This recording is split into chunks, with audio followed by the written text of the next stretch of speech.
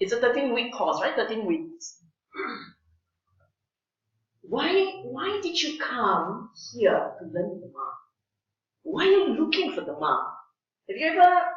Well, I'm sure you have your reason. I'm sure you have your reason.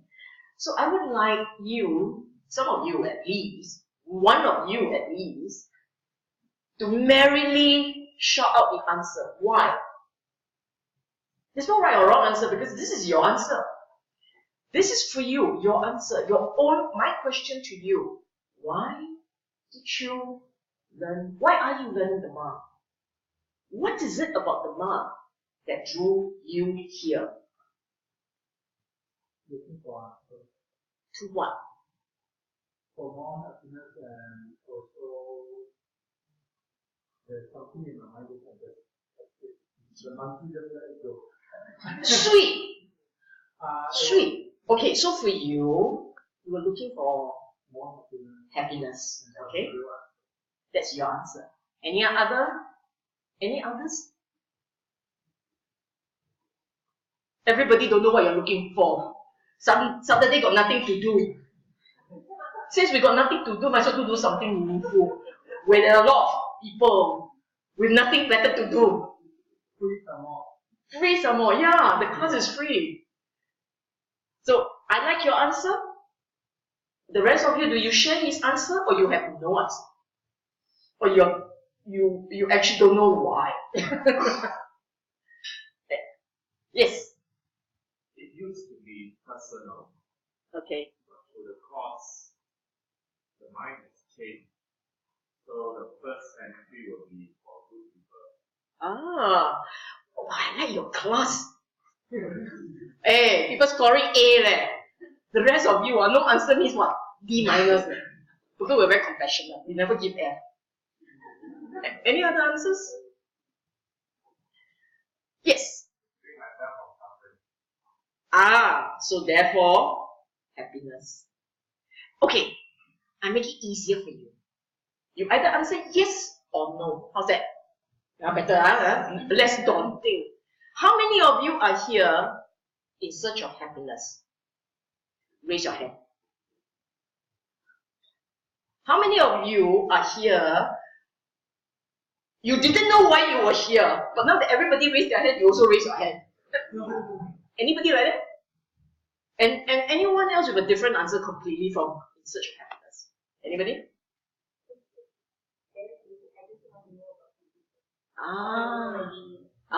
Okay. So you're looking for knowledge, understanding of the Dhamma. But there must be something about the Dhamma that drew you, right? Okay. So we are selling to the marketing portion done. Well done. See, I read your mind. Broadly, most people are here. Most people are drawn towards spirituality. I won't say Dhamma. Most people are drawn towards spirituality because they want to know beyond what they are experiencing in life, what else is there? And very often, it has to do with a sense that there's meaning missing somewhere. You live through life, you're born, you go to school, you find work, you meet people, you fall in love, you get married, reproduce, and then sayonara. Life is just like that. So many people, when it reaches a certain point of stability, they start saying, I have to have a bit more. I want to know a bit more. Okay? And very often, this restlessness, this little search has to do with a sense that the life is not really happy. It's not as if you are dying, that you are in pain, excruciating pain. No, there is no excruciating pain. I mean, some of you do have, but most of you don't. You're not in agony.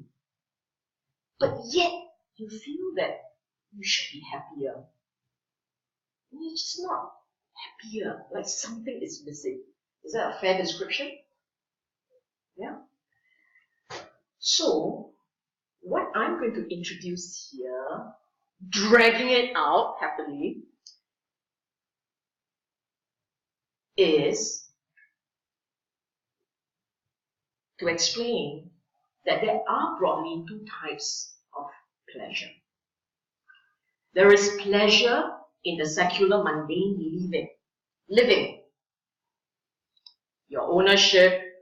In other words, things that you own. That's why people go shopping. Shopping gives them temporary pleasure.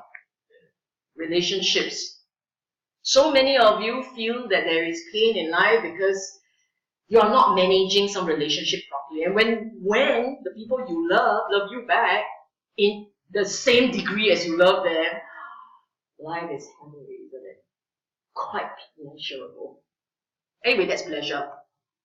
Progress has to do with yourself feeling that you're earning more money, you're being promoted, you're being recognized, you are affirming, you're having affirmation happily. It makes you feel happy. Gains, acquisitions, purpose, meaning, having good time, etc. This is what I call pleasure in secular mundane world. For some people, this is it. They're quite happy here. Yes? But not for you guys. You guys are spiritually more attuned, perhaps. But it's not good enough. There is another type. I call it joy and spirituality. Now, in the first type of pleasure, I call it pleasure because that's what it is. It gives you a cheap thrill. It makes you delighted. When you buy something you want, or you get that particular thing that you want, it does give you a cheap thrill. You bake the cake, it rises, it's sweet. Yeah? But I call it cheap thrill because it doesn't last. It comes, you enjoy it, that's it. Yes? Spiritual joy is different. When you experience these mental states, wholesomeness, being chaga, generosity. For those of you who have attended the classes, there will be a lot of Pali used tonight. Okay? I assume you have attended the classes, so you must know the words. Chaga is generosity. Being chaga, having Dhamma knowledge, affirming faith, having wisdom. All these mental states are pleasurable. Are joyous. These mental states can spring from within. They are not that conditional. They do not depend on you having external acquisition. They are from within. That's the big difference. Okay? In what I call more sustainable happiness in lay living means you need to have spiritual joy. If it's just pure mundane secular joy, happiness, pleasure, it doesn't work. You need to have spirituality to feel more fulfilled in life. Okay? Now, in order for you to experience true spiritual joy, you need to get closer to a faith. In our world, in our context, it is the Dhamma. Okay? What I want to share tonight is to give you an idea. In your first term, it's an overview. In your first term, why we covered those 5 mental states. Are you aware, for those of you who have attended 12 or 13, this is 14, today is 13. For those of you who have attended 12 weeks with us, like suddenly I'm so wise, I know 12 weeks with us. Are you aware that there are two themes that we wanted you to understand and to incorporate into your life? The Dhamma journey, we talk about the Dhamma journey, right? We always talk about this training of the mind, Dhamma journey. It actually contains two themes. Theme number one is transformation. In other words, if you want to be happy, to really experience spiritual joy, you have to change. If you don't change, if your mind does not develop, cultivate certain new mental states and make those mental states a part of your life, if that doesn't happen, you can forget about the Dhamma joy. You can have it temporarily when you come for courses and classes and then people around you experiencing it and you feel happy with them. Then you go home, oh God. In order that they become a part of your life, literally they have to be a part of your wiring, the brain. So you have to cultivate certain mental states. And those are the 5 mental states that we have been telling you over the past 12 weeks. They come from us, by the way. This was introduced by the Buddha. His cousin went to him and spoke to the Buddha about his concern. If he were to die suddenly, he's afraid that his mind, he doesn't know where his rebirth will be and so on. This is in the Mahanama Sutta. And the Buddha said, don't worry, your mind is consolidated in the 5 mental states, you're fine. What does that mean? If you have these 5 mental states as part of your mind at all time, even if you were to be killed suddenly, like airplane drop, I quite drama. You don't have to worry. Your mind is wired in that way, the wiring takes over. Even if you are so scared, you should be quite scared because you don't have your parachute with you, right? But you don't have to worry. Why? Because it's so consolidated enough, the wiring protects you. So these 5 mental states, we said it's for people to go to for a heavenly rebirth. Reason is because the Buddha said you have these 5 mental states consolidated, not that you touch and miss and touch, not that type. Consolidated means spontaneously they come up within you all the time. Then you are fine. When thunder strike, no, thunder doesn't strike. Lightning strike. When lightning strike, you are fine. Okay? And I said, it's not tenable to stay unchanged and be happier. Where you are here.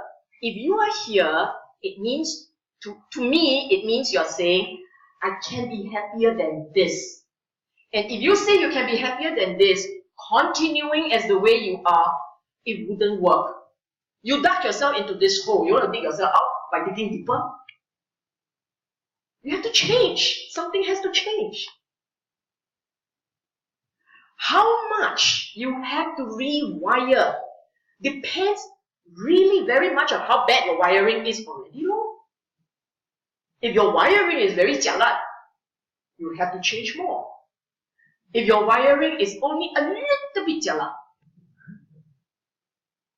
then lucky you. You don't need massive reconstruction.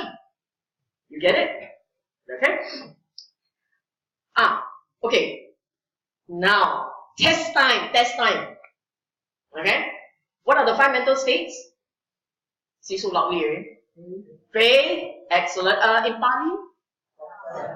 Sada. Teacher don't answer. Number 2, Sila. And what is that? Morality. Number 3, Chaga. Number 4, Sutta. Wrong. Number 5, okay. Actually, the 5 of them goes like this. Saddha, Sila, Sutta. Sutta. Sutta is learning. Chaga, and the 5th one, Panya. Panya. So that's why it's over there says critical but not always mentioned by name. Because in some sutta, Buddha actually dropped sutta. He dropped it. Not all the time he will raise sutta. Sutta is learning. Because some people know learning, but they're very chaga. They're very sila. They have a lot of saddha. They are also fine. Okay? Sutta is for you guys. You quite sit down here and sit through 2.5 hours. Very sutta. Okay? Next. Second theme of the Dhamma journey. Taming, number 1. Who's number 1? Who's number 1? You don't know who's number 1? You lah! You are always number 1. Because every time you count, right? 1, 2, 3. Isn't it? Hello? This class like very quiet today. Are they usually so quiet? They're always so quiet. Oh yeah. Except break time, seriously. Can you not be so quiet during lesson time? I'm actually quite happy with you. Have a bit of engagement. The second theme of the Dhamma journey is taming the mind. Okay? I repeat, the effort you have to put in, you have to do 2 things. Remember this. Incorporate this into your life. Number 1, you are transforming your mind, rewiring your mind. You will have a physical body, I call it rewiring your mind. And number 2, in the process of rewiring, you're trying to tame certain habits, certain mental habits. Okay? So now we're going to revisit all 5 mental states. We will see how much you have learned. Okay. Saddha.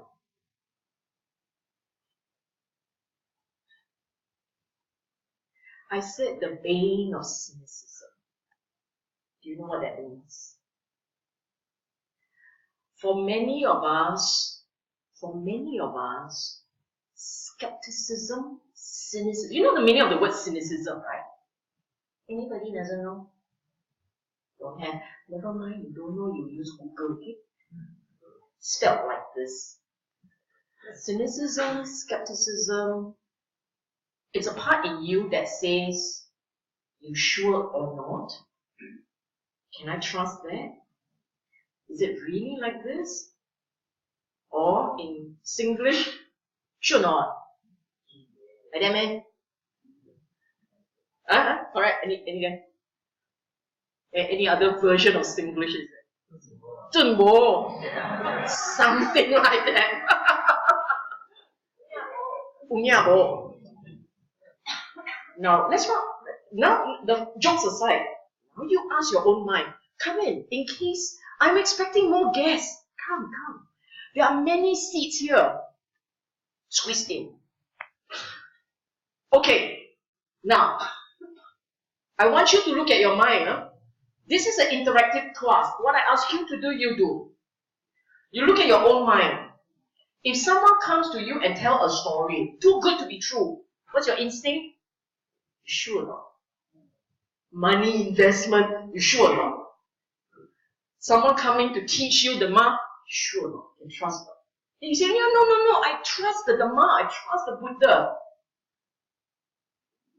You do. I don't doubt you. You believe you do. But you don't do exactly what the Buddha said. If you believe that you are that faithful, if you are truly a follower of the Dhamma, What does that mean? It means you believe in the Buddha's wisdom. We said Saddha, it must have been said before. Saddha means having absolute faith in Buddha, Dhamma, Sangha, right? Absolute faith in Buddha, Dhamma, Sangha. What does it mean? Having faith in the Buddha's wisdom. Having faith that the Dhamma as a method of teaching for training the mind towards enlightenment will work. That's the second one. I believe the Dhamma will work in helping me to be enlightened. Third, Sangha. There were practitioners who have walked it all the way through. And I believe that. That's the power of this real belief. This is the belief. The Buddha's infinitely superior wisdom. His teaching will work. There were people who have broken through, saw the Dhamma. Walk it through. If you don't believe in these three, there is no faith. You understand? Now, some of you will say, I believe Buddha's superior wisdom. I do. I believe Dhamma will work. I do. I believe God, Arahan, God. And everyone else, God, I believe. I don't believe in me. I don't believe I can do it. Okay? That is why comes this part. It is not just triple gem of outside. The triple gem must arise within you. Therefore, you have to believe you can do it. Why do I say that? You say, oh, so no modesty there. No. It's whether you believe in Buddha or not. The trouble for us is we believe we know better than Buddha. 不是吗? Meaning, not true. 不是吗? Why? Because you said, I know me better. I know I'm not good enough. I'm not pure enough. I don't have enough faith. I'm not so smart. I got no PhD. You believe you know better than the Buddha. Did the Dhamma come with advisory that you need a PhD? Does it say, unless you have a PhD, do not open tag? It doesn't. The Dhamma, the Buddha actual word, the Buddha's word to his disciple at his deathbed. The last thing he said to his disciple, Suta, was, as long as there is the Eightfold Path, there will be Akriya. What does that mean? As long as the method is there, there will be people who will understand and get through. I tell you what's the problem. You said you don't believe in yourself. Actually, you don't believe in the Buddha. Because if you do believe in the Buddha, you will say like this, I will just do exactly as he said. That's all. I don't care. I don't have to judge myself. I don't have to be semi-critical or even fully critical from the point start. I will just do as the Buddha said. Someone said this to me, 乖乖做咯，乖乖。Buddha say what I 乖乖 do. That's all. You understand? So having faith means you know what has to be done, you will do as prescribed. Think of it this way. Think of it like this. The doctor tells you, you are not well, so you see a doctor. The doctor says, take this medicine 3 times a day, every 8 hours. So first day you very guan. Second day you don't quite see the effect. You start to be not so guan. So 8 hours, 9 hours, the 10 hours. The third day you forgot to take. Your faith is as good as what you think you experience, isn't it? I quabo, I don't do. I don't see result, I stop. Your faith has a limit. It is not unquestioned. Your faith is subject to your assessment of the medicine performance. And then after that you say, Bojun, doesn't work, let's see the next doctor. Money too much. Change medicine. You see what I'm saying? So, therefore, if you truly believe and your faith is strong, you will do as prescribed in full conviction that it will work because he said so. That's all. Okay? Be an island unto yourself. The idea here is once you incorporate the practice into your mind, the practice, I will explain later. You incorporate the practice into your mind, that's all it is. You will lead your life as you understand the practice to be.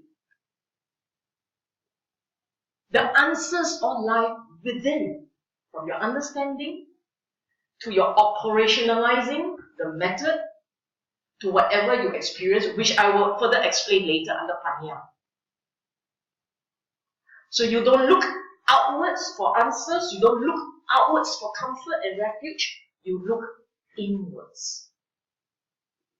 A true practitioner walking the path with confidence and conviction does not waver. He doesn't go around wondering and being perplexed. He will do as he understands the practice to be. That's the part you need to learn. What is that practice? What are the methods? What must be done? You just do. No second guess. You think too much, you already missed the boat. Maybe I should go and train program. Maybe I should go buy some snack. Walk on. You get it? This part, I tell you, the benefit of having absolute faith is, and this is true, it does not, you don't have to be a follower of Dhamma. Faith in anything gives you meaning. Okay? Faith is a very cute little mental energy. By the way, incidentally, faith doesn't mean you're definitely right. It merely means you believe, you have confidence, you have trust. Faith is a mental energy that gives you a lot of softness. All you need to do right now, we put to the test. Okay? Right now, I ask you to do what you just do. I want you to say to yourself right now, I believe in the Dhamma. Say. No need to say aloud in your mind. I believe in the Dhamma. I believe in the Buddha, in his wisdom and in his teaching. Say that in your mind with confidence.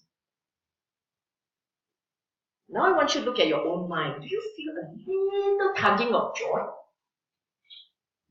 Yes or no? Seriously? Do you feel it? That's all it takes, you know. That is all it takes for you to feel joy. If you don't feel joy, it means really your faith 打个八字 20% discount. Okay? Maybe more, 50% discount. Your faith requires a little bit of work. So anyone with faith in their life, if their mind think and the faith arises, straight away they feel joy. Straight away they feel the mental energy, the light mental energy. Agree or disagree? The ones who have experienced it in daily life, show hand. You guys ever? All those who feel faith in their regular daily life, raise your hand. Because I want you to show the others. If you don't, raise higher. All those of you who have not actually experienced it, you look around you. The ones who experience faith as a mental state in their daily life, they don't need plastic surgery. They look quite good. Okay? And the best part is at the end of life. At the end of life, this faith will give them a lot of joy. It makes their mind very calm. All of us one day must walk that path, sooner or later. Yes? Who believe they don't have to? I dare you to show your hand. Then the rest sit a bit further. So all of us one day will walk this path. Having faith as a mental state will give you a lot of joy. When a person lacks faith, Suta as a mental state, or is not familiar with Suta as a mental state, their mind is actually quite hard. Okay? Hard meaning there is a certain sadness. You ask yourself this. Huh? Now I want you to do this. I want you, all those who feel so joyous earlier on, I want you to say this. I don't believe in this guy. Talk nonsense. Just say in your mind. Try lah. Someone wants to sell you a investment scheme, and you don't believe in the guy. You have trouble accepting the investment scheme. Can you find your mind? Can you feel your mind turning a little bit more shriveled? Can you feel it? Yeah? It's like that. Say the right thing, the mind lives. Say the wrong thing, the mind sings. Okay? So all of you with skepticism as a natural tendency, you have the wrong end of the deal. I kid you not. You want to fix that. Because that one is your obstacle course. It's that which makes it hard for you to walk along the Dhamma path. This is the first obstacle of the journey. Okay? I told you two parts, right? Transformation and taming. I tell you,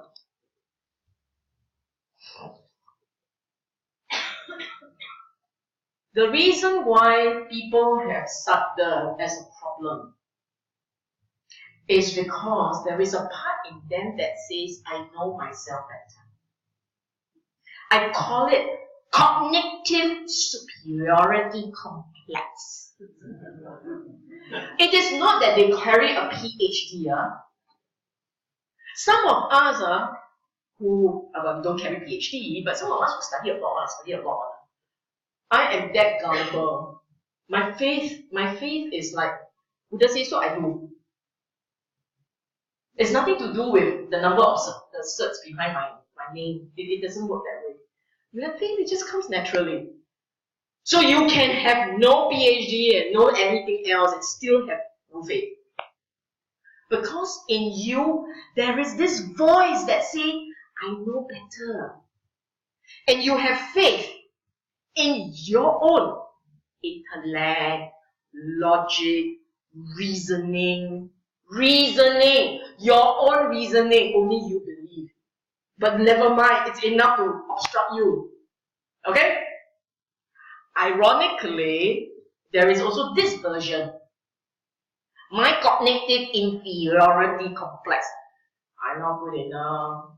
My views. So what does it tame? It tames your conceit. Faith tames conceit. Get it? Faith, Suta, mental energy, it tames, it corrects your conceit. Whether conceit upwards or your conceit downwards. Whether you think I'm better or you think I'm worse. Suta Sudden mental states blocks your mind from talking too much. As a mental state, I'm telling you, as a mental state, Sudden blocks your mind from going on and on and on and on about I'm better or I'm worse. So for those of you who feel that you don't quite get it, I'm not sure these guys know what they're talking about, you have a bit of Sudden. For you, when you bow before the Buddha, this is what you ask for yourself. Please, for this week, let me feel what it feels like to have Sudden. Okay? Oh, I stun you into silence. I hope I stun you into silence and not shock you into silence. The positive thing, I kid you not. If you experience faith for the first time, it blows your mind. Literally. Aren't you even curious how it feels like? Okay. Anyway,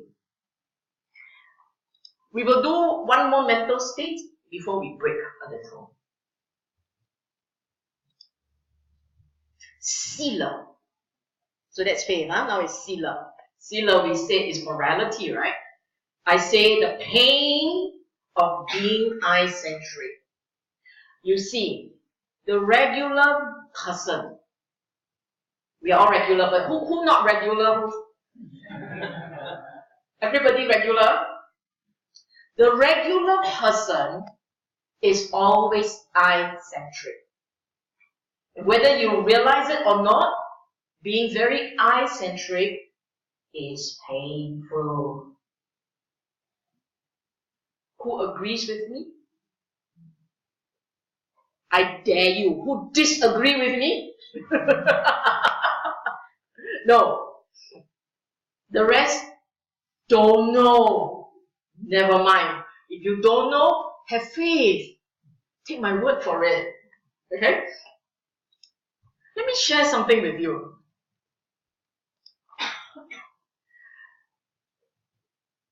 Are you aware of this? Read it first.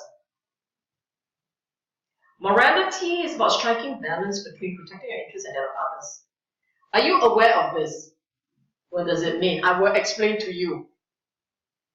You see, resources are limited. Time is limited. Money is limited.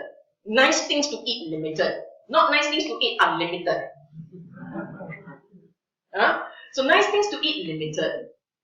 And when we talk about whether we should give or we should take, it has to do with balance. So those of you who are national average, if you come from my class, you will know that I like to use this word. Those of us who are national average, we are the sort that say 50-50. 50% for me, I'm fair. 50% for you. Okay? If you do it like this, one car in, next car in, my turn come in, then you are what I call national average nice. You're a decent guy. You don't step on your tail, I don't step back on yours. Happy, happy. Right? Right? Okay. Now, we all know of people who are below national average. So the more below national average, the nastier you are, right? You're very happy, but the rest of the world can see. Okay? So below national average means I take 90% for myself. That 10% I couldn't grab because you're nearer to it. Right? I thought you got it ready, so okay, now let you have it. That, do we agree, is below national average? So what's above national average? The ones who say you'll take first is okay, what is left I will take. Agree? Isn't that morality? You don't have to think very hard. I'm telling you, don't have to 5%, 8%, 10%, wow, 221%. You don't have to think very hard. How much you are grabbing for yourself and how much you're prepared to leave behind for others That's where you can tell for yourself, are you better? Have you improved? Or you sibei jialat? That's all. You don't need the world, you don't need your teacher to say, I blessed you, you are Suta Pana. No! It doesn't work like that. You know for yourself whether you are still fighting for that 70%, 60%, 50%, 40%, or you are saying, I really don't need to fight. You all can have it. You get to a point where you say, I don't need to fight. You can have it. Somebody, bound to be somebody in the head will say, yeah, but then now you are now, you walk over. You're talking like a national average. That's all. If you're worrying about being walked over, you are national average. Every national average person is worried about being walked over. If you are different in your mind already, when you're starting to give rather than to take, if you're no longer fighting with the rest of the world, you know for yourself. If you're not fighting with the rest of the world, therefore, you are above national average. And the high, you tell me, you tell me, you think Buddha will fight 1 cent with you? No, he will let you have it, everything you want. You don't give him also, never mind. Yes? And we all know, as living human beings, we all know someone who doesn't fight with you is a good man. Isn't it? Right? I mean, hello, I must teach you. You know, right? You all laugh so happily because you all know, you all agree with me. So therefore, morality is not so difficult. What is special about Buddha's teaching? What is special about Buddha's teaching is always this point. Very, 当我们都在一起开玩 together, happiness and welfare for others and for yourself. Together. Whatever that you do, always remember, don't leave this one behind. You are not realizing you Arahant, you can leave it behind. But until you hit Arahant, you don't leave this guy behind. You leave this guy behind, at some point he get angry with you. You get angry with yourself. You give, then at some point you say, oh, give everything already. I don't give anymore. Fed up. Because you not realize. You not realize, you always remember, for others and for myself, together. Get it? Okay? The natural instinct of a person, or even animal, the natural instinct is to protect its territory. Protect, because our genes are configured, our DNA have been configured to keep you alive. Look, you are the survival. I always tell people this. Your ancestors fought very well, so that's why you are here. You are carrying the genes of survival. So for sure you know how to fight 50%. You see that? The only problem is you don't know when it's 50%, you don't stop. You joke and you joke and you joke and you never you forgot to stop. You forgot to look around you. So in our teaching, we must act, the brain, your conscience must act as a natural check for you to stop, put yourself in another person's shoe and say, I think I've taken too much. And the better you are, the nicer you are, the more you will check yourself. That's all. That's all. Okay? And this part about restraining loba dosa. Loba is, I need a chorus. Greed. And dosa is aversion, anger, Why are we checking these two? Because these are the two barometers where your mind says, what's my due? What's my due? These are the two, loba dosa. Loba, you want my due. Dosa, I'm very angry, I'm not getting it.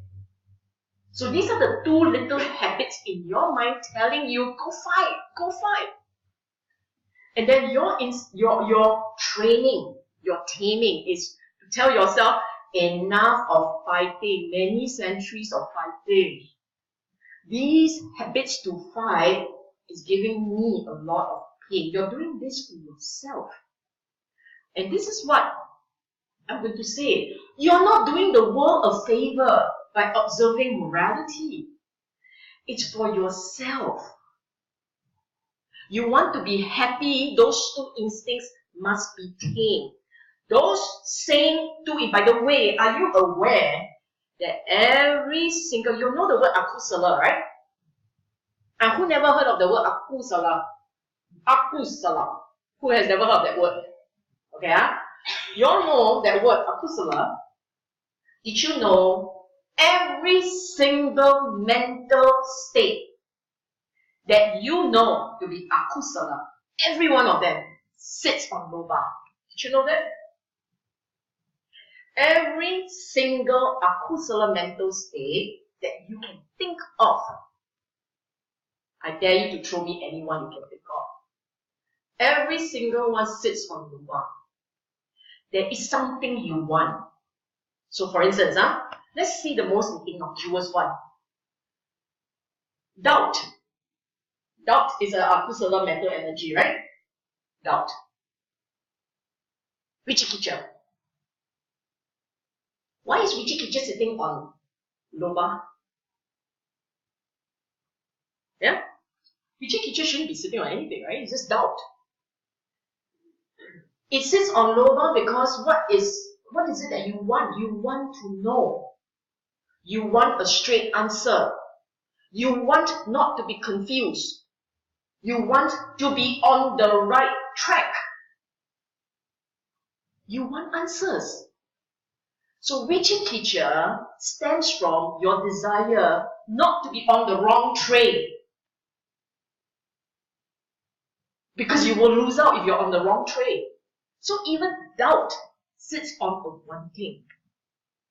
Restlessness for sure sits on a one thing, right? You want pleasure. You want shockness. Restlessness comes about, you need the stimulation. Worry definitely sits on one thing. Fear, of course. You just name anyone. Afterwards, if you don't want to embarrass me, afterwards during break time, you come out and say, oh, what about this one? Like, don't have sitting on any one thing. I will show you where it is. Okay.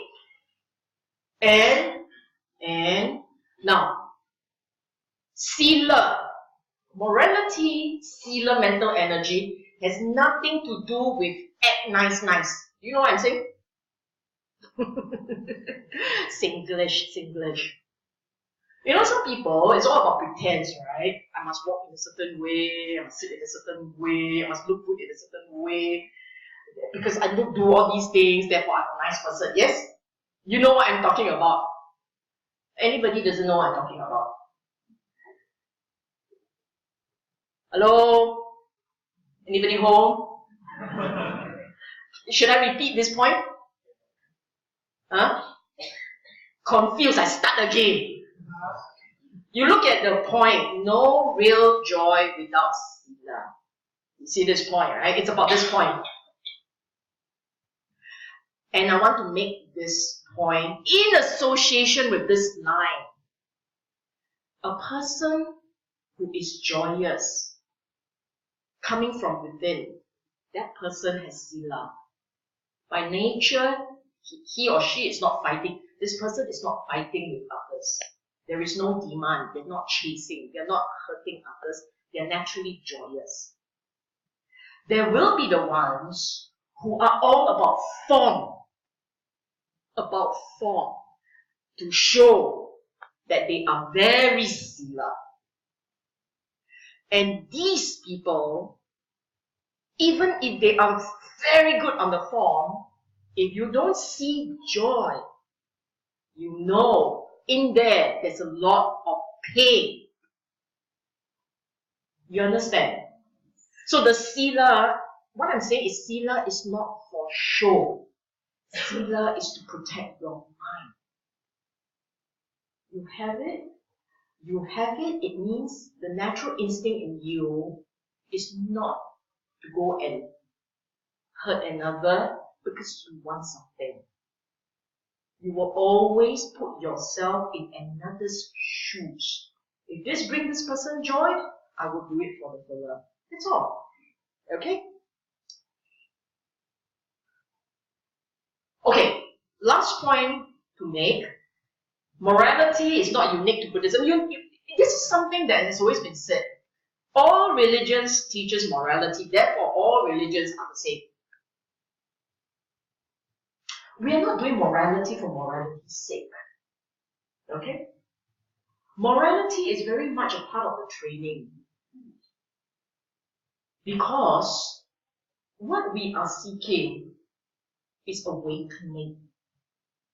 At the end of this Dhamma journey, it's about awakening to the reality of the mind. And Sila is critical for the mind to hit a level of calmness. That level of calmness is necessary for meditation. Then the meditation plus this calmness creates the correct condition for the mind to suddenly be awakened, to realize. Okay? So unique to the Dhamma is Sila is a means to an end.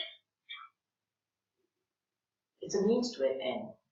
It's not an end in itself. Of course, if you're very modest about your own expectations and you say, you know what, I go heaven, I'm happy already. So be it. Then you Sila is your end. So be it. It's the individual's choice. Okay? Finally, one more slide. Taming about number 1. The first thing it tames is self-centeredness. Our tendency to be all caught up in our own mind about us. It's all about us. By the way, if you have a lot of pain, it's also all about you. That is why when a person experiences a lot of pain, they become very nasty. Pain already, not happy, beat up other people. Then it creates more pain for themselves. Okay, that's unfortunately it's oh, you mean it didn't appear on the side. Did it appear? It did, right?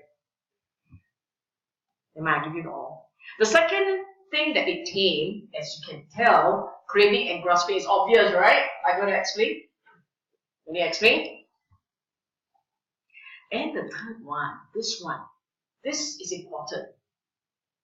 You see, what I said earlier about how a mind is never, how one is never cruel in a good mood. If you're in a bad mood, that's when you may lash out, but you're never cruel in a good mood. Even Saddam Hussein is a nice man when he's in a good mood. You understand what I'm saying?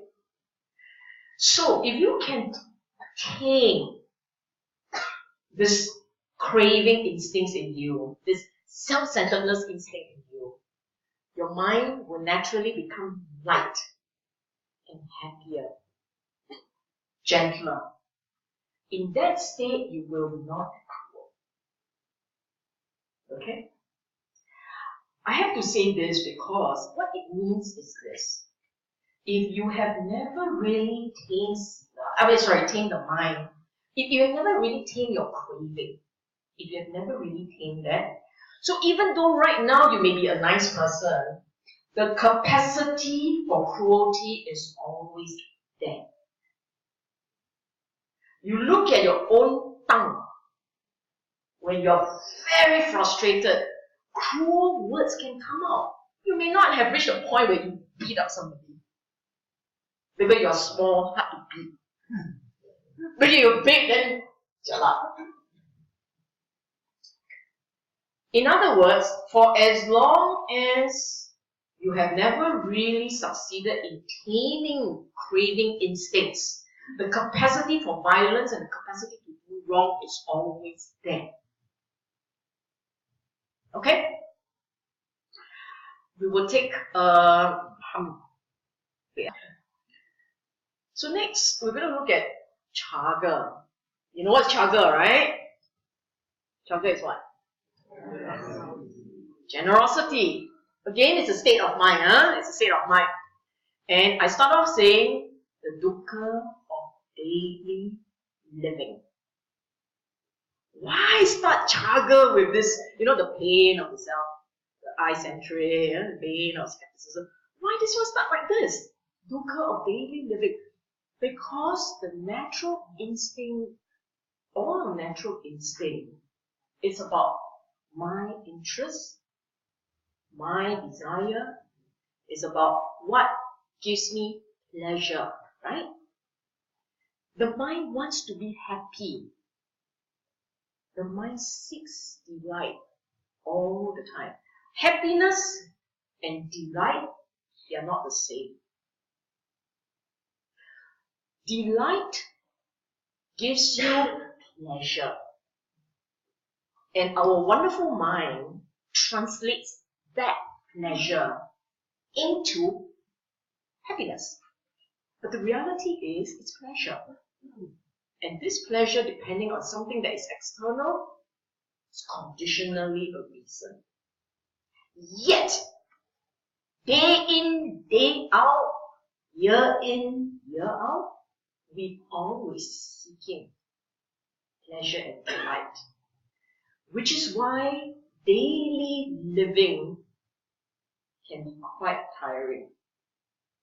We don't see it. Most time we don't see it. And we don't see it because you work very hard for that one moment of pleasure. You got it. It gives you enough delusion to chew over and start on the next round of chasing. Right? That, unfortunately, is how we keep happy and stay happy for a long time. Until you hit the mark. Until you get the Dhamma. Otherwise, we continue to do it like this. Chaga is so important, this concept, it is so important that when the Buddha, in his lifetime, when he was teaching non-believers, lay people, when he taught them, the first thing he taught, Dhamma. Not identical, similar, not identical, but the idea is the same. Dhamma is an action of giving. In most cases, when you don't know any better, you will just assume Dhamma is done with generosity in mind. But of course, we know sometimes it doesn't happen like this. You can put the act, you can have the act of giving, but up here, lobang. Empty of chaga. Chaga lobang. Okay? Empty of chaga. But it is so important because unfortunately for us, our instinct is all about taking. And in the practice, you have to start by learning to let go. Conceptually easy to hear and understand, but one of the hardest to perfect. And the more it matters to you, the harder to be chaga. Some people say, oh, I'm very generous. I'm the biggest donor of beer. Everybody can fight for them. That's because money doesn't matter to you. If money matters a lot to you, very hard. And sometimes, for instance, you can be very chaga about giving away something. Let's say you like this food. Then you say, I'm very chaga and give it away. But if someone fight with your kid over that food, that piece of his precious food, you will fight to the death.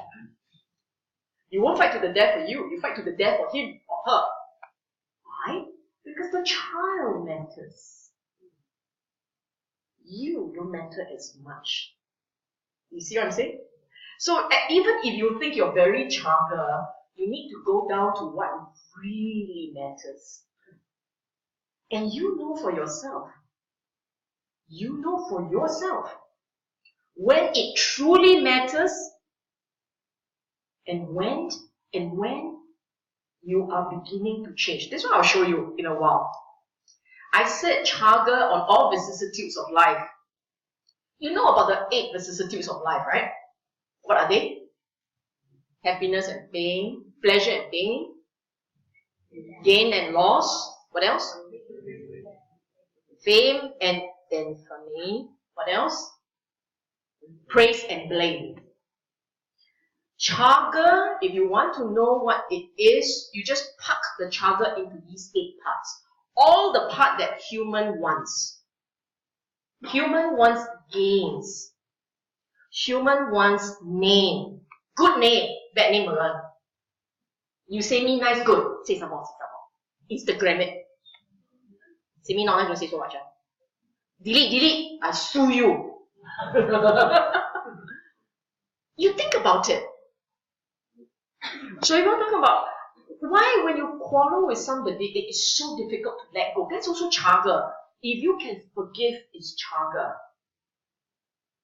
If you can set aside your own time for another, it's chaga. It's not just about the hard gift, it's really the ones that matter. If someone goes around calling you name, it's very hard to forgive. Right? If someone goes around and smear your name, it's very hard to forgive. You say, I can forgive, but you try and do this. It's hard. Chaga actually really means at the highest level, the Buddha, at the highest level, people go around and smear his name. And the disciples want to fight back. They want to, Buddha, let's get out of here. Let's go. You know, why are we sticking around here? Buddha says, sorry, it will pass. Let be. And it did pass. You see what I'm saying? So, at a certain point, how much you can let go is how much you can be chaga about. How much you can let go. What can you let go? What no longer matters? And you will know. See, the start point for a lot of people, the easiest one is actually karma panga. What you eat, what you watch, what you hear, what you smell, that kind of thing. The karma panga. People can give you their final, piece of food. But their ideas matter. You come and talk about Buddhism, I fight you back. Views. So chaga. Are you able to embrace another and respect their right to their view? It's not about you. It's about what gives them joy. Can you be chaga about it? See what I'm saying? Why is it so difficult? Why is view so difficult? Because view is the expression of I. So fundamentally, the I is the hardest to let go of. Okay? Well, originally they were supposed to appear one by one. But I had it like this because I found that I couldn't control it. So therefore, you know there are going to be 3 points. How do you know for yourself that you are making progress on chaga?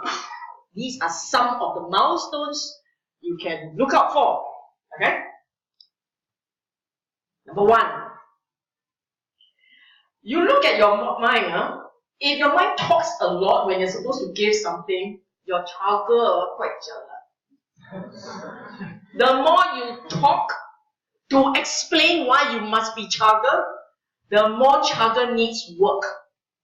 Get it? So if you find that you spend half an hour convincing yourself that you should join BF, because it's only how much? How much? $3. $50. So I must join BF, it's only $50. $50 means I eat less than... Okay lah, $50. Sweet. First step in the right direction. Okay? Only in the right direction. Step 1. There are 679 to go. Okay? And seriously, you look at your own mind. When it's very easy to be chaga, do you even talk? No. I mean, you build a cake, you bake a cake. Yeah? Bake some more. I don't know, paint lah, draw lah, write lah, teach lah. When you offer your service, many of you came down to offer service for Vesak Day, right?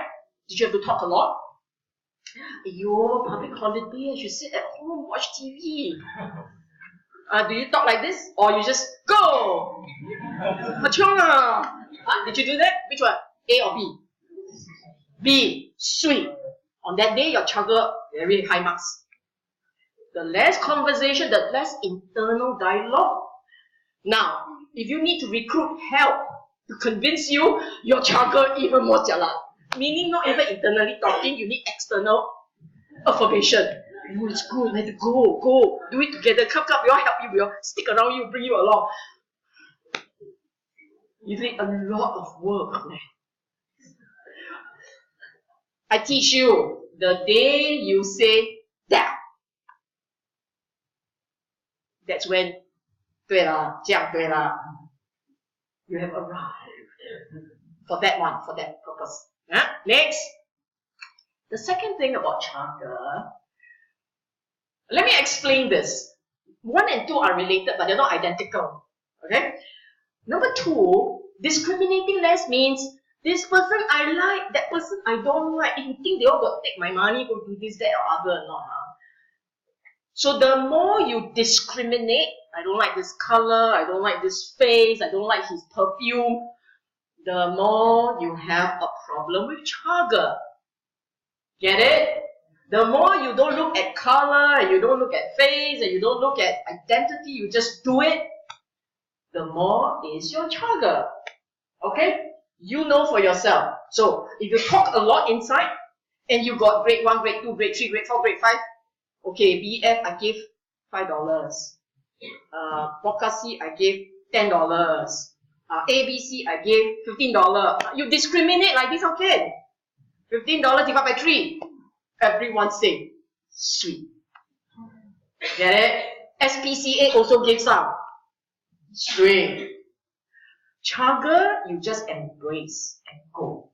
The more you talk, the more you need talking to. The last one. This uniquely are for people who spend their time looking at their own mind.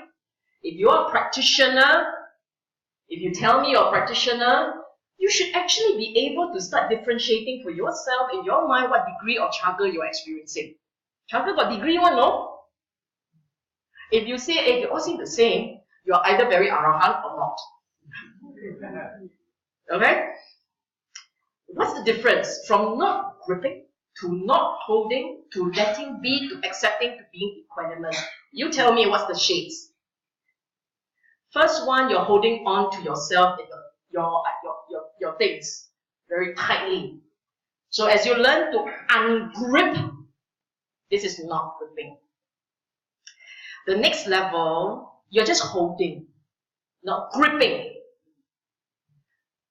But it gets more and more, feelings don't get involved.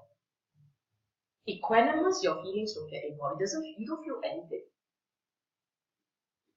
It's therefore easy. Think of it like rocky sea and a quiet lake. Chaga is very cooling. Just do. Not so many thoughts. Not so many discrimination. Okay? So what does it take?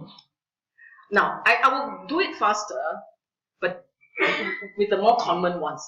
You know the self-centeredness and craving and grasping. So that's this one.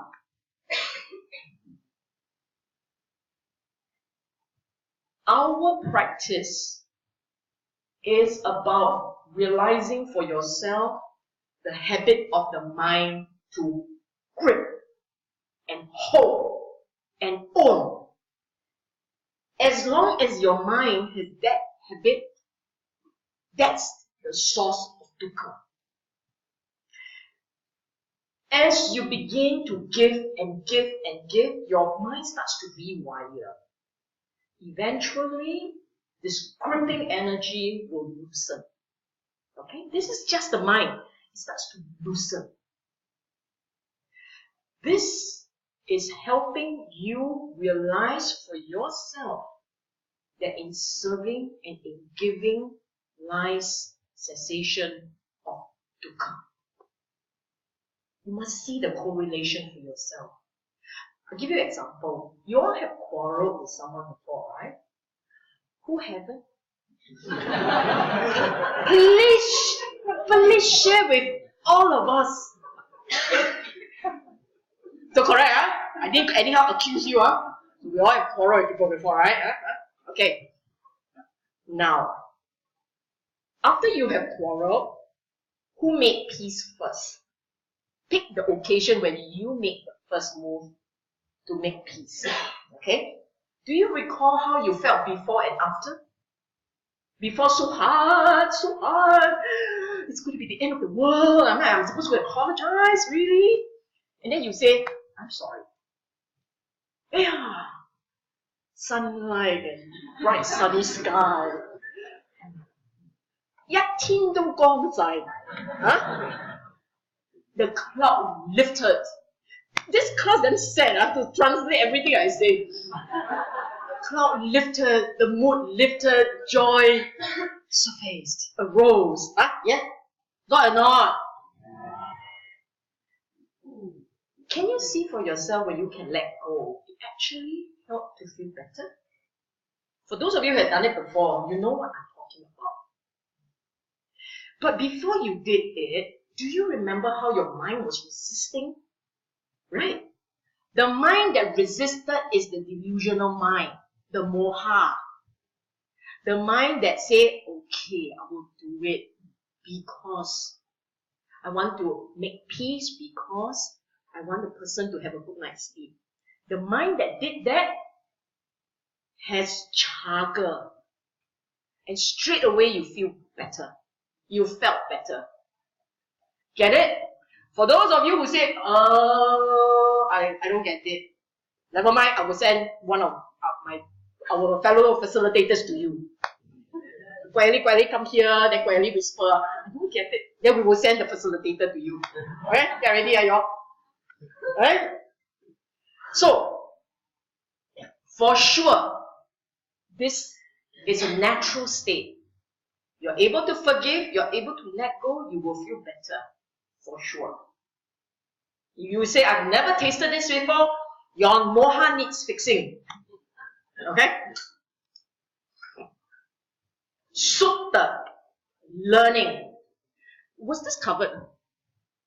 Was Suta covered? Okay. Suta deals with the vicious cycle of ignorance, foolish complacency, and procrastination. Don't know what it means? Never mind. We are releasing a book tonight on Suta. The whole book, actually it's a chapter, but it feels like a book when we were working on it. It feels like a book. It's going to be released on Facebook, JDI page. You'll go download and read. Okay? And this is the point. You see, when you don't know the Dhamma, you don't know any better, then you say, wait till I need it now. Right now I don't need it. Then it's okay.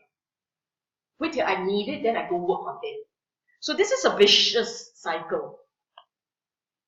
Isn't it? Now, for those of you, the ones who are attending this class, did the class help you feel better? Understand better? Are you glad you are here? Wow, well done, man, teachers. You see, you could have delayed one more year. Yes? You could have delayed one more year. Many people out there are delaying many more years. Is there a part in you that says, I wish someone I love actually understands this? Do you have that in you? You do, right? So you understand what I mean by the vicious cycle of ignorance, foolish complacency, and procrastination. Isn't it? Okay, moving on. What is important is having the right knowledge, having the correct understanding, because when you start walking and operationalizing your Eightfold Path, you implement, you operationalize it, you need to correct understanding, you operationalize correctly. If you have a wrong understanding, you don't know where to put your focus, and what will happen is then you'll go in a circle all over the place, and then you say, nothing has changed. I don't know what has changed. I feel the same. My world around me also say I am the same. Meaning the same miserable self. So nothing has changed. Therefore you got the wrong practice. Okay? Either that or you didn't understand. The teacher taught you right, but you didn't understand. So don't everything say teacher's fault, okay? Sometimes it's our own fault, okay?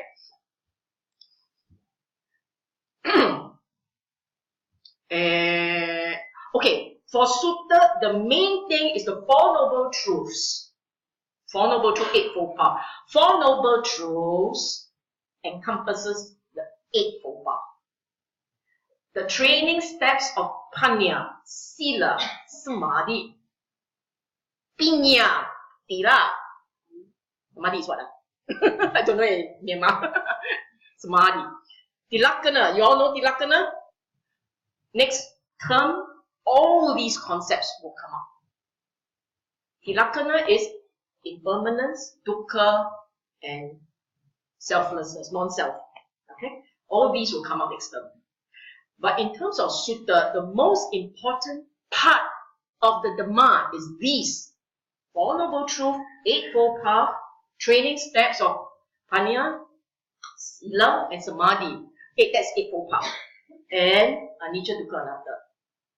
You can get this. In fact, if you're so good, you don't even need Tilakkhana. Did you know that? Let me tell you a story. Have you heard of the gradual instruction of the Buddha? Never mind, tonight read the book. When Buddha first came out to teach Dhamma, the first 5 people he taught Dhamma to, you know, right? 5 people, 5 ascetics, right? You all know that, right? What's the name of that sutta? Dhamma Cakkapavattana Sutta. Well done. 2 marks, huh? 2 marks. Okay. Then came a second sutta.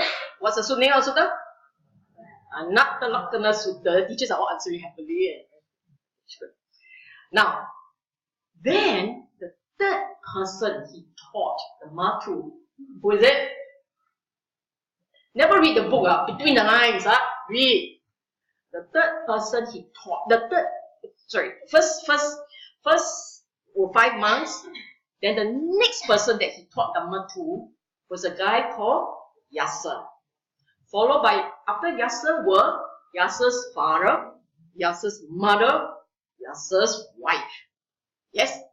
And then came 54 friends. All of them were lay people. Okay, Yasa, wife, father, mother, and 54 friends. All were lay people. Okay? And all these guys, listening only to the Four Noble Truths, entered the stream. Did you know that? So, captured in the canon, all you need is really to understand the Four Noble Truths. You don't have to worry about Paticca Samuppada. You don't have to worry about Tilakkhana. But if you cannot, then you proceed to learn Paticca Samuppada, Tilakkhana. You go on. Okay, you train on.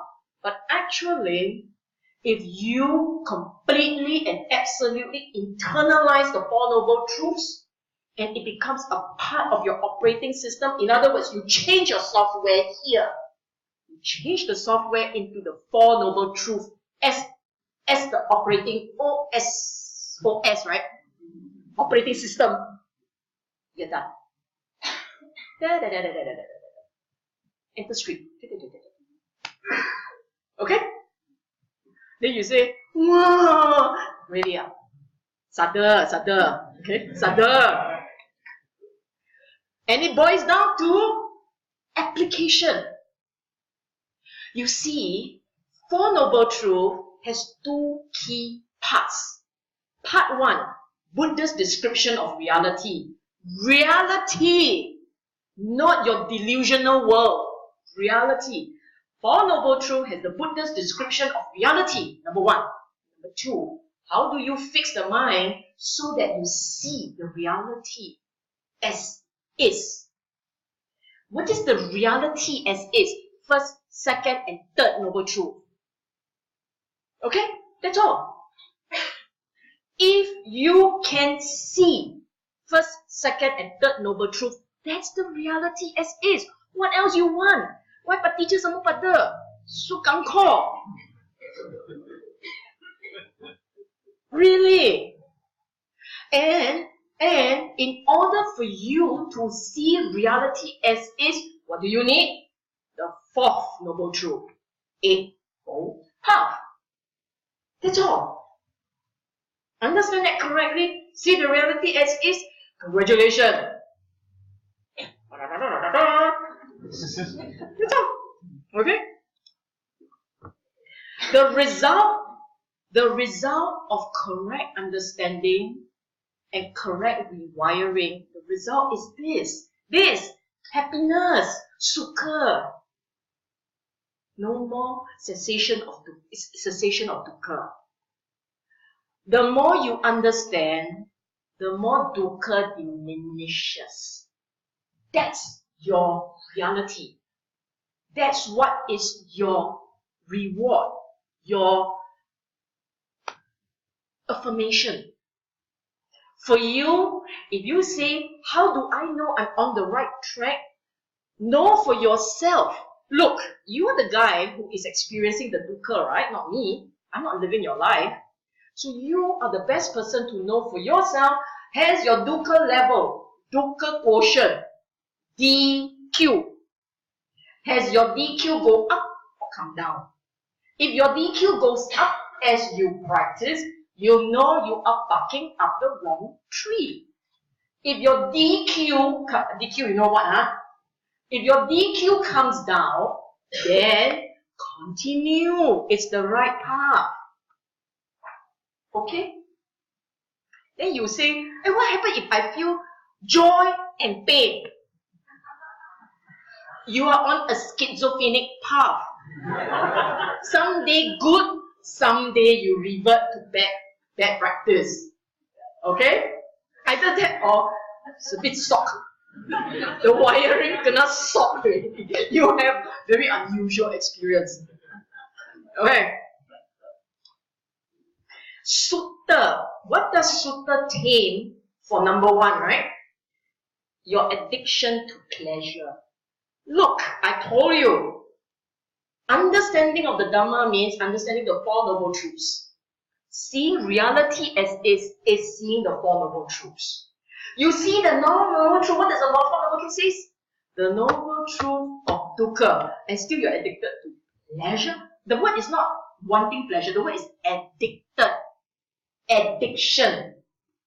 Fixation. Obsession. OCD. About pleasure. It is not that you cannot have pleasure. It is that you are no longer trapped in the grip of pleasure. You are free. The second one, I use the word again, addicted to ignorance. Then you go, say what? I told you earlier, aversion of ignorance is when you believe that when you get what you want, when you don't forgive and you let your ego stand in the way and you fight on and so on and so forth, and that's to protect yourself. That's moha. Remember? I said that, right? And reality, the correct practice is chaga. Learn to let go, learn to forgive, learn to accept. One is wisdom. The other one is delusion. You perceive that for you to be happy, you have to know how to protect yourself to the end. You have to fight everybody, protect number one. That's your perception. And therefore, that's a delusion. That's a form of delusion. There are many, many forms of it, but this is one form. You can attend my next talk on Mirage. Advertisement, Mirage. This is where I explain to you what's delusion. Okay? Right here, addiction to ignorance is like this. You live your life with a certain frame of reference, with a certain way of seeing, understanding, and perceiving the world, and you don't want to change it. Because this way is correct, you said, and you hold on to this way. The more you understand the Dhamma properly, the more you realize that your reference is faulty. The more you accept you have to change this frame of reference. This is when you start to change. If you insist on holding on to your frame of reference, you insist this is the way to go, you will not compromise on that, then forget it. The Dhamma won't come in. You get what I'm saying? So, the more you read with, note that Suta doesn't stand alone. Suta comes after Sada and Sila. So this is the Suta of one who has faith and is upholding Sila. And this guy, when he reads the Dhamma and he learns the Dhamma, he's getting it like you all are. Like you all are. You have Sada and you have Sila. You're getting it. Okay? So you are the frame of reference. Finally, I'm talking about Panya. Panya was a lesson that was done just 2 weeks ago, right? So it should be fresh in your mind, whereas some of the other lessons were much earlier. I said, Panya as opposed to mindless living and a wasted life. Is that powerful? I want you all to take one moment to reflect on your own life. Your own life. If you never had this opportunity to learn the Dhamma, would your life be different? On a scale of 1 to 10, 10 means 180 degree different. Don't say 360, 360 is back to the same point. 180 degree different. 10 or 1, no change. For those of you, or rather to everyone I ask this question, you just raise your hand at the number you think reflects where you are today. Okay? Who says 1? Wasted all my saliva. Who says 2? So bad. 3, 4,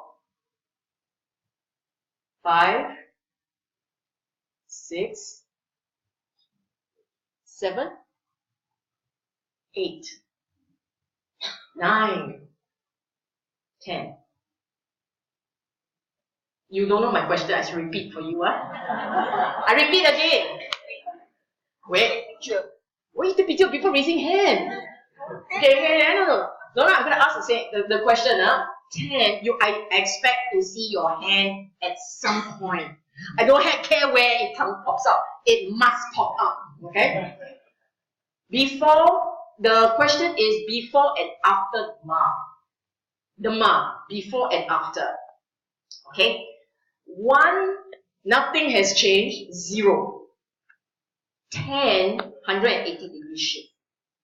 Completely changed. Meaning to say, if you had not known the Dhamma, you would have lived a wasted life. Okay? So now we're going to start again. Erase. Okay? Erase. Just in case you all didn't understand what I said. We start again. Starting from 1. Anybody 1? 2. 3. 4. 5. 6, 7, 8, 9, 10. Okay. And the ones who raise at 10 are the ones where the Dhamma has fundamentally shifted the mind.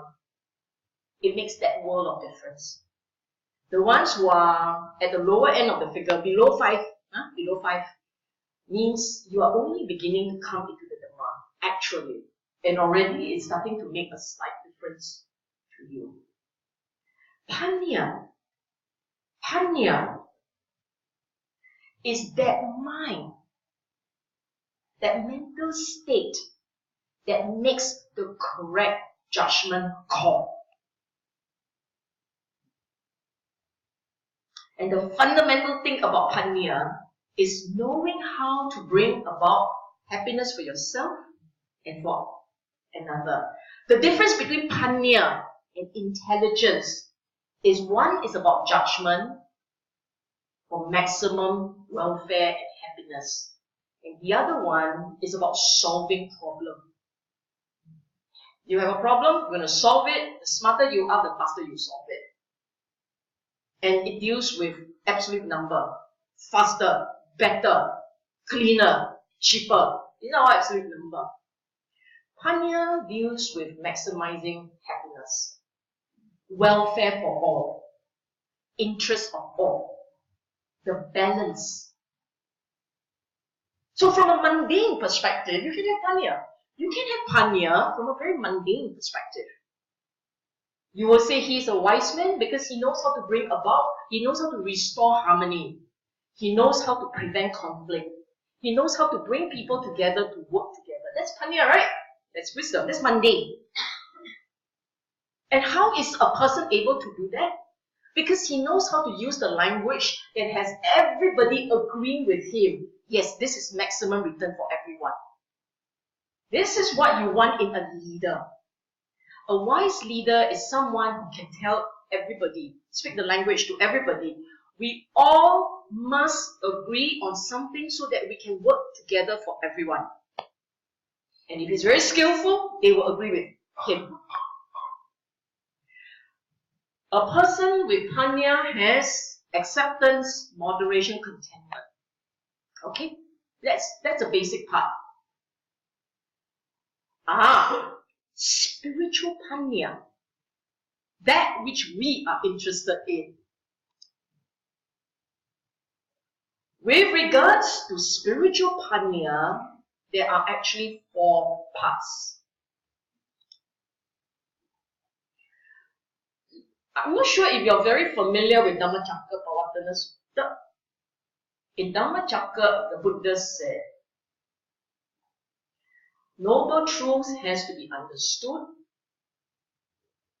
The origin, in other words, craving, has to be abandoned. Realization has to be, cessation of dukkha has to be realized. The path has to be cultivated. You remember this? So the 4 parts of Panya is understanding, abandoning, cultivating, realizing. These are the 4 parts of Panya. In everything that you do, remember these 4 words. I'm not as good as Yen in coming up with the easiest to remember acronym. I'm very jialat. UACR.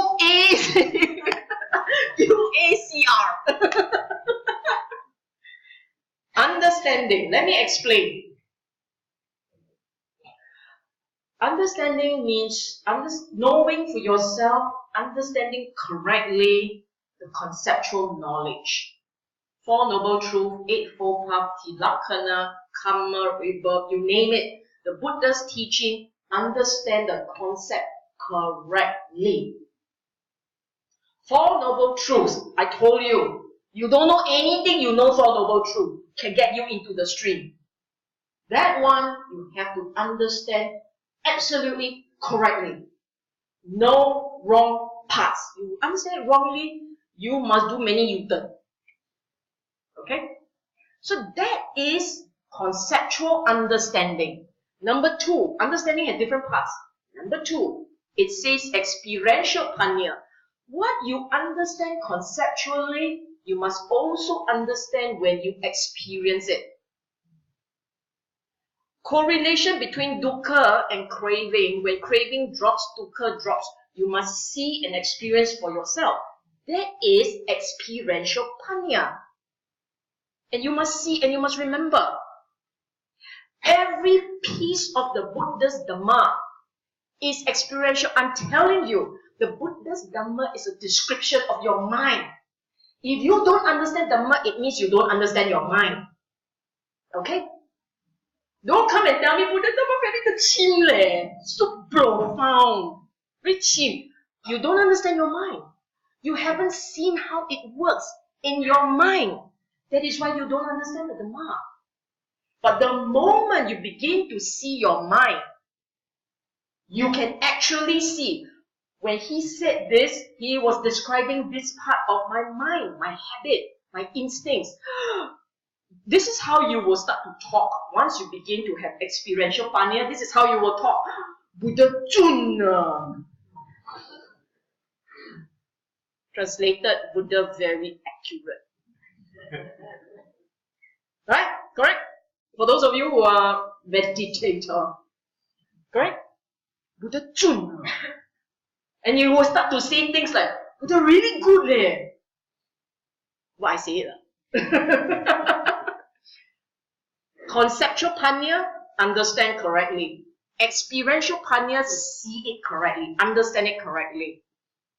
The two of them, what you learn and what you see, is iterative. It must keep connecting all the time. Daily, you must keep seeing and understanding it. Okay? The second part, abandoning the defilements, cultivating the kusala.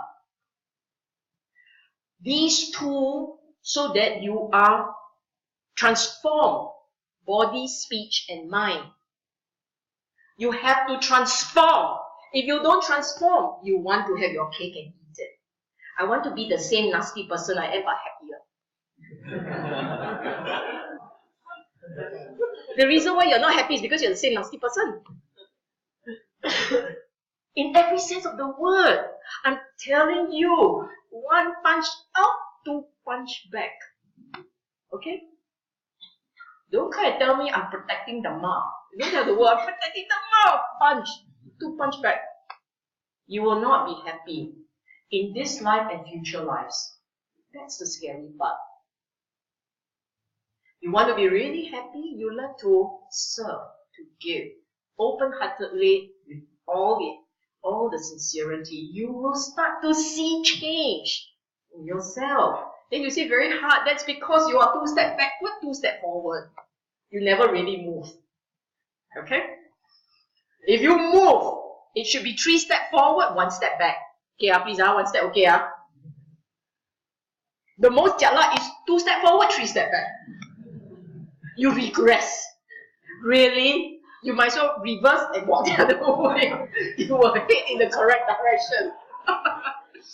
Okay, so abandoning your defilements, abandoning the part of you that you know you don't like, and cultivating the part of you that may be difficult, but you know it's necessary.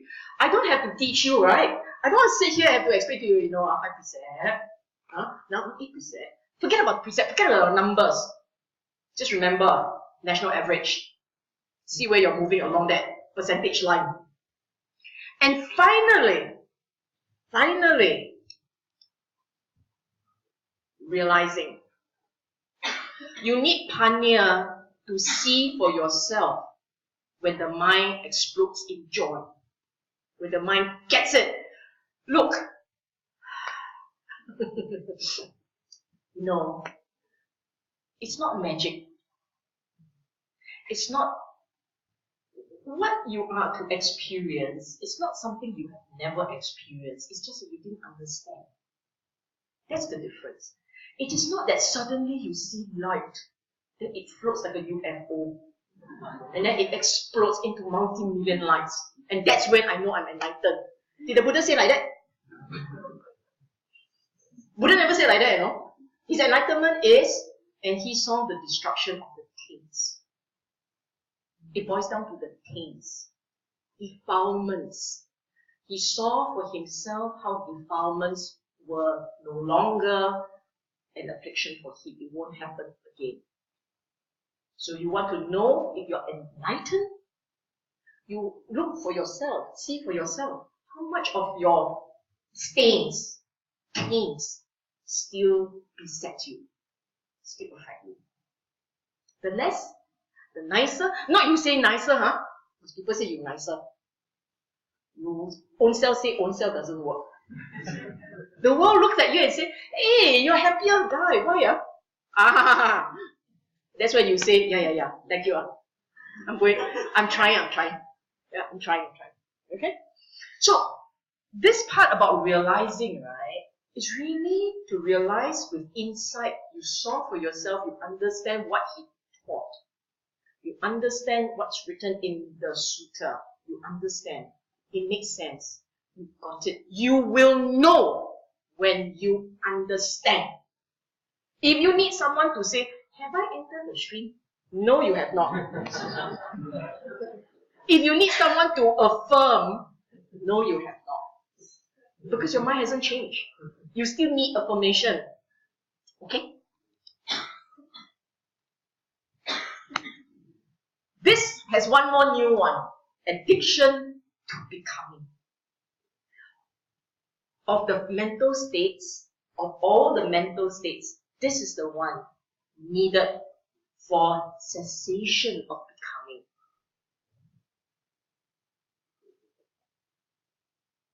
Do you understand what it means by addiction to becoming? All of us, by instinct, wants to live on. We all want to live on. By instinct, we hope that in the next birth, that fella is in a good life. And it's me, me. Number one. Number many ones. Panya is that mental state that enables the individual to realize that the becoming is dukkha. Right now, we don't see becoming as dukkha. Right now. In fact, if you sit down there and say that becoming is very dukkha, what you were likely to experience is vibhava tanha, the other one. Opposite to becoming. I don't want to become. That is also becoming. I want to become the one. I want to become not. Yeah, leave it to you to work out the knots. But the idea is, as long as the mind hasn't let go of the I, as long as the mind hasn't let go of the I, there is becoming. Okay? And only Panya. Panya is where it penetrates. Up to this point, any question? The 5 mental states we have discussed. So it's a couple more slides. Okay? Next. Transforming means weaving into your mind the habits of the 5 mental states as we had been discussed earlier. And you understand it correctly and you keep cultivating it. And as you cultivate, this is really the interesting part. As you cultivate, as those mental states become a part of your data bank, you will begin to understand each mental state far more than what's been discussed. What we have discussed is just a tip of the iceberg. The most important parts of the iceberg. Those are the important parts. But as those mental states become a feature in your mind, you will begin to understand the following. Number 1, why they are so important. Number 2, how they are important. Number 3, how you can cultivate and make it even more powerful, these mental states. how they grow, how they work together, and this is what we're going to talk about. Mental states don't work together. They don't work singularly. They must work together. Sometimes in one direction, and other times they feed on each other synergistically. Okay? Sila and Saddha, most important combination. You must have faith to want to do it the way it must be done. You want to restrain your lobha dosa. The more you believe in the Buddha and the teaching, the more you understand, the more you will do it. Otherwise, it will be 2 steps forward, 1 step backward. On a good day, you will remember to give. On a bad day, you forgot. Take back. Give already, take back. Where's my receipt? Sorry, they are like that. Okay? Chaga, Sila, Saddha. The more you understand, the more you will do. The more you will do, the more you understand. And every one of them work together. 2 ways, 3 ways, they're all working together. Okay? Now, I said earlier that this term, the focus was on helping you, the lay person, lead a happier lay life. There is actually a part 2 to it. The part that says towards heaven. You create all these mental states until they become a part of you at the dying period. These are the mental states that you bring along. They are the mental states that you will bring along. How do we know that? You know, there is this cute little, one of my favorite romantic story. All-time romantic story in the canon. You all know the story? Nakula Pita, Pitu, Nakula Mata. The Mr. and Mrs. Nakula. Mr. and Mrs. Nakula were so in love, they have been together for eons. Still not enough. Went to Buddha and said, how we guarantee we come together again? Bante. Bante says, if you equal each other in Saddha, Sila, Chaga, Panya, you will come back together again. So what does that mean? Mental states, these are the mental states that will carry you, that you will carry to the next life. The habits, the strength, they are powerful mental energies. Powerful mental energies that will lift the mind at the end. Okay. I said confidence in your own goodness, clear conscience, and the mind will be light, calm, and steady. And the mind will lit. Because there's no darkness, only lightness. Understand? Any question? Now, I shall talk about next term. Next term, the focus is on for the serious practitioner. This term, I call it uprooting weeds. Pull the part. Sorry. This term is trimming grass. Next term is uprooting weeds. We are going for the end of becoming story. It's only a story, right? I mean, you're not even in the stream, so it's only a story. And the whole intent of next term is what did the Buddha teach about ending becoming? How to do it. So we will introduce all these core concepts, the Four Noble Truths, the Eightfold Path, the 3 characteristics, the aggregate of grasping, the 5 aggregates of grasping, 5 spiritual factors, that's what, and so on and so forth. We'll introduce meditation, and we will bring you on this weekend retreat, not stay in. BF doesn't have enough space. So it's a stay out weekend retreat, just a weekend. Saturday and Sunday, and we do a taste. It's only a taste, literally degustation, taste.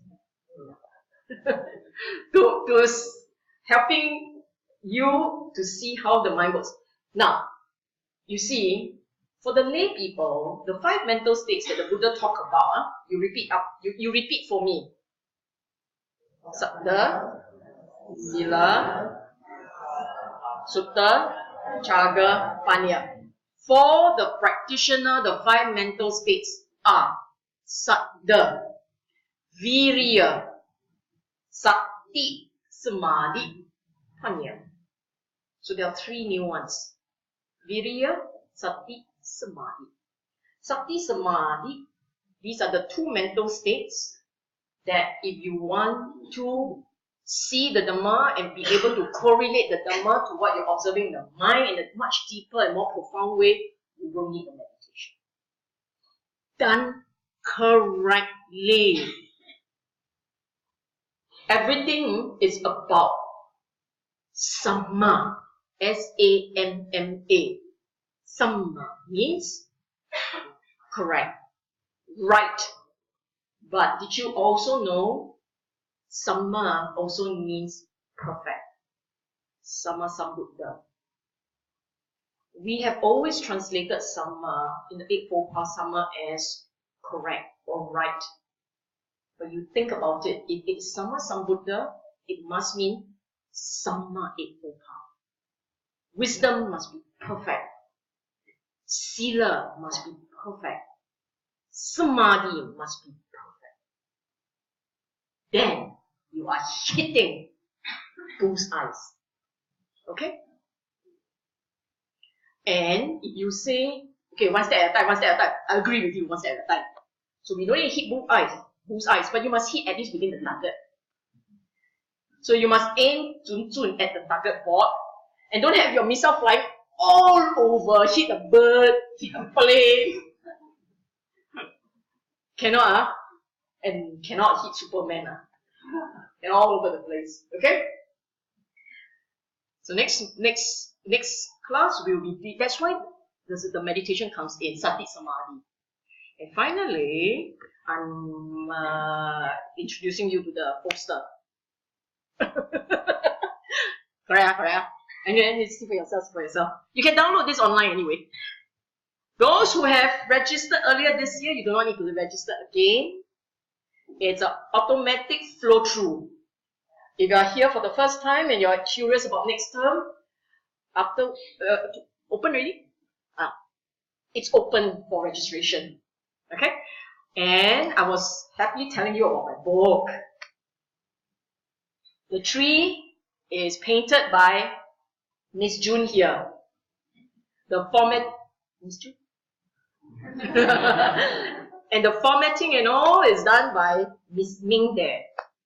And the research of all the footnotes, and we'll have over hundreds of footnotes done by Rex and Abby there. I only did writing. That's all I do. Okay? Any question? No question. Seriously, you know everything already. Okay, test. Oh, sorry, I forgot to switch off.